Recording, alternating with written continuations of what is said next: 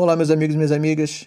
Iniciamos o vídeo de hoje conversando sobre o alcance das medidas tomadas pela administração Biden em relação ao uso de suas armas, como os ataques do MS, contra o território russo. De início, somos obrigados a entender que essa medida é, sem dúvida, mais um nível na escalada do conflito, e se não fosse assim, não seria perceptível a demora e o cuidado dos Estados Unidos em dar esse passo na escalada. E se de um lado podemos concluir que a recente mudança dos Estados Unidos representa um avanço para os ucranianos, pelo outro, podemos entender que um passo ousado como esse, mesmo diante dos riscos que ele representa, pode ser visto como um diagnóstico da situação atual ucraniana, ou seja, reflete a complexidade e as limitações que a Ucrânia enfrenta no momento. Mas como foi essa autorização? Bom, ela tenta passar uma tranquilidade para os russos quanto à sua segurança. Agora, como a Rússia pode entender a mensagem e reagir a isso? Seria essa medida um estímulo ou desestímulo à ideia de território tampão? Bom, essas são perguntas que só o tempo será capaz de respondê-las. O que podemos perceber, no entanto, é que os Estados Unidos pensaram em uma forma de criar também uma espécie de zona tampão dentro do próprio território russo, uma área que poderíamos chamar de semi-desmilitarizada. Bom, mas vamos aos fatos para vocês entenderem por que eu estou afirmando isso. Na concepção de Washington, ele estaria reduzindo o santuário terrestre russo, espaço esse onde as atividades militares não poderiam ocorrer livremente. Ou seja, essas armas americanas poderiam ser usadas pelos ucranianos contra alvos militares russos específicos. Com isso, sem contar os drones de longo alcance que Kiev já usa, as forças ucranianas poderiam atacar livremente com as armas modernas ocidentais até 16% do território russo. Se pensarmos direitinho, uma área bem próxima dos 18% de território ucraniano controlado pela Rússia. Para termos uma ideia concreta dos territórios russos em que Moscou teria suas atividades militares limitadas, seriam áreas correspondentes aos oblastes de Belgorod, Kursk e Briansk. No discurso dos Estados Unidos, isso demonstraria para os russos que eles não precisam ficar irritados, pois ainda têm 84% do território protegido, mantendo ainda um vasto santuário para as forças de combate, comando e controle, logística e serviços de apoio na retaguarda da Rússia. O que você acha que a Rússia vai achar dessa afirmação? Vai ser otimista e olhar o copo meio cheio? Ou vai interpretar de forma oposta, considerando uma tentativa dos Estados Unidos de criar fronteiras dentro de seu próprio território? Em termos militares, não há dúvida de que a situação ucraniana não era muito confortável, principalmente diante da dependência da ajuda ocidental.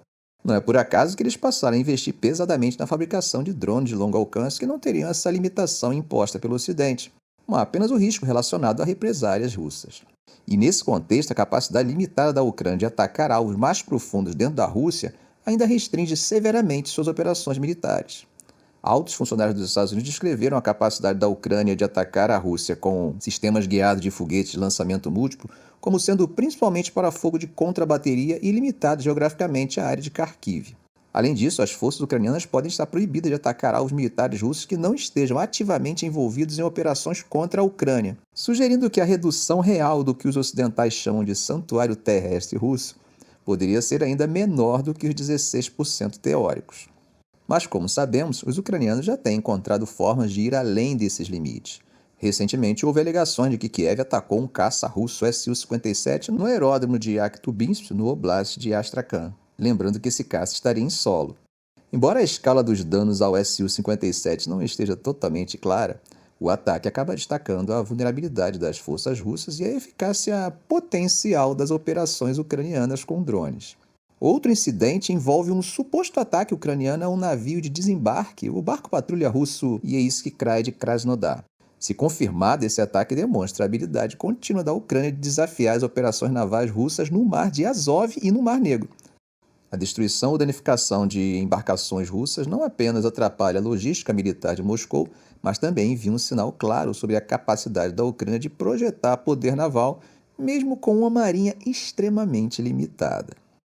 Bom, gente, como falamos em nosso vídeo de ontem, as eleições para o Parlamento Europeu estavam apontando para mudanças e parece que as previsões se concretizaram. Não sei se vocês já ficaram sabendo, mas o resultado das eleições foi um verdadeiro terremoto na política francesa. O presidente Emmanuel Macron decidiu convocar eleições antecipadas depois de sofrer uma derrota importante nas eleições do Parlamento Europeu. Isso abre uma oportunidade grande para a extrema-direita ganhar poder real na França. Claro, essa decisão mexeu bastante com os mercados. O euro caiu e as ações francesas, junto com os títulos do governo, também sofreram quedas. Segundo uma pessoa próxima de Macron, aos 46 anos ele tem visto seu poder diminuir desde que perdeu a maioria absoluta no parlamento há 2 anos. Macron acha que ao pegar todo mundo de surpresa, pode ser que consiga recuperar a maioria. Mas se o partido de Marine Le Pen, o RN, assumir o controle, a ideia é que nos próximos 3 anos o partido mostre incompetência, o que prejudicaria a candidatura dela à presidência em 2027. No entanto, isso é um risco, uma vez que essa possibilidade estaria na mesa, mas ela, quando vira realidade, é uma coisa bem diferente. As eleições serão em 2 rodadas, no dia 30 de junho e 7 de julho, para escolher 577 parlamentares, e o novo governo assumirá em julho. Para Le Pen, o desafio é transformar sua popularidade crescente em uma vitória concreta. A votação provavelmente vai girar em torno da insatisfação com o jeito de governar de Macron, o custo de vida e as políticas de imigração, além de questionar se o RN é realmente capaz de administrar um governo europeu importante. Emmanuel Pellerin, um deputado do partido de Macron, disse o seguinte: tudo aponta para o RN ganhando uma maioria relativa ou absoluta, mas isso força os franceses a refletirem sobre o que está em jogo. Mesmo se o RN, que é contra a imigração, e a União Europeia conseguir a maioria, Macron ainda será presidente por mais de 3 anos e continuará controlando a defesa e a política externa. No entanto, ele perderia o poder de definir a agenda doméstica, o que afetaria políticas econômicas, de segurança, imigração e finanças, incluindo o apoio à Ucrânia, já que precisaria de aprovação do parlamento para financiar qualquer apoio. As eleições antecipadas também coincidem com o início das Olimpíadas de Paris em 26 de julho, atraindo ainda mais atenção para a França. Conforme o ministro das Finanças Bruno Le Maire falou, esta será a eleição parlamentar mais importante para a França e para os franceses na história da Quinta República. O RN propõe aumentar os gastos públicos apesar da dívida francesa já ser grande, além de medidas rigorosas contra a imigração, como a expulsão de mais migrantes, benefícios sociais apenas para cidadãos franceses e prioridade para franceses em moradias sociais e emprego. Essas propostas podem aumentar os custos de financiamento nos bancos. Os mercados reagiram rapidamente à notícia, com o euro caindo 0,5% e as ações de grandes empresas francesas sofrendo perdas. Empresas de concessão de rodovias, como a Eiffage e a Vinci, também viram suas ações caírem depois que o RN sugeriu a nacionalização das rodovias para reduzir os pedágios em 15%. A decisão do resultado vai depender, em grande parte, do compromisso dos eleitores de esquerda e centro-direita em impedir a ascensão da extrema-direita ao poder. Uma pesquisa não oficial de dezembro mostrou que o RN está a caminho de dobrar ou triplicar seus resultados, possivelmente alcançando a maioria. Partidos de esquerda e direita já estão se organizando para discutir possíveis alianças. O Grupo Eurásia prevê que o cenário mais provável é um parlamento dividido sem uma maioria clara. Liderado pelo jovem Jordan Bardella, de 28 anos, o RN conquistou quase 32% dos votos no Parlamento Europeu, mais do que o dobro da votação da lista de Macron, que teve 14,6%. Os socialistas chegaram perto, com quase 14%. Outro amigo de Macron mencionou que o presidente espera mobilizar os eleitores que se abstiveram na votação de domingo. Alguns líderes do RN foram pegos de surpresa pela rapidez da convocação das eleições. Veja o que disse Sébastien Chedou, vice-presidente do RN. Não pensávamos que seria imediatamente após as eleições europeias. Segundo ele, Bardella será o candidato do partido a primeiro-ministro.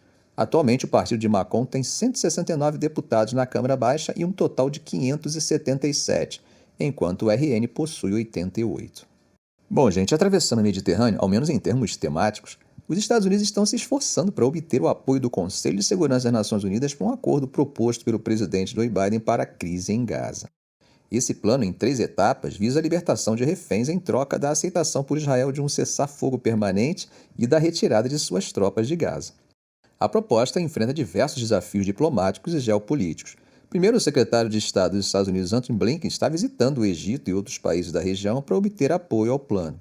O Egito, junto com o Catar e os Estados Unidos, desempenham papéis importantes para manter as negociações em andamento. A resolução das Nações Unidas que apoia essa proposta sugere que as negociações continuem enquanto não houver um acordo definitivo, com um cessar-fogo permanente como objetivo. A complexidade desse acordo reside em garantir que ambas as partes, Israel e Hamas, aceitem as condições estabelecidas. O Hamas, que controla Gaza, iniciou uma disposição para cooperar com iniciativas que assegurem o fim da guerra, mas a confiança entre os envolvidos é mínima. Israel, por sua vez, manifesta preocupações sobre a terminologia e os compromissos presentes na resolução. Como vocês sabem, internamente Israel enfrenta pressão tanto política quanto social. A renúncia de Benny Gantz, do Gabinete de Guerra de Emergência, e as manifestações das famílias dos reféns acabam aumentando a pressão sobre o primeiro-ministro Benjamin Netanyahu para aceitar uma solução diplomática. A administração Biden, para mostrar resultados concretos, considera até mesmo negociar diretamente com o Hamas, mediado pelo Catar, caso um acordo abrangente não seja alcançado. Entretanto, a resposta de Israel à linguagem utilizada na resolução das Nações Unidas também é um ponto importante. Israel prefere a expressão cessação de hostilidades, ao invés de cessar-fogo. Isso pelo fato de que a primeira é vista como menos permanente, logo mais flexível. Além disso, a exigência de que ambas as partes aceitem totalmente a proposta de acordo de reféns é outro ponto de discórdia. Ficamos por aqui. Se esse vídeo foi útil para você, faça um comentário, compartilhe em suas redes sociais, dê um like. E é claro, se ainda não for inscrito, inscreva-se no canal e ative o sininho. Ok, gente? Um grande abraço do professor Arão Alves.